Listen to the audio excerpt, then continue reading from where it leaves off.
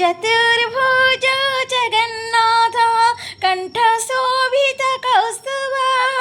पद्मनाभो वेदगर्भ चन्द्रसूर्यो विलोकनः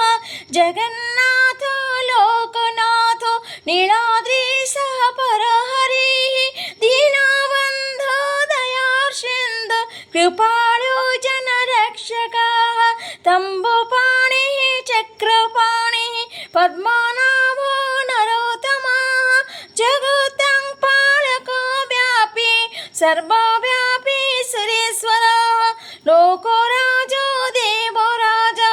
चक्रभूपस भूपतिः नीलाद्रिपतिनाथः अनन्त पुरुषोत्तमः तर्कशोद्धायः कल्पतरु विमूढ प्रतिवर्धनः बलभद्र वसुदेव माधव मधुसूदनः दैत्यारिः पुण्डरीकाख्य वनमाळि बलप्रियः ब्रह्मा विष्णु वृष्णिवंश मुरारिः कृष्णकेशवः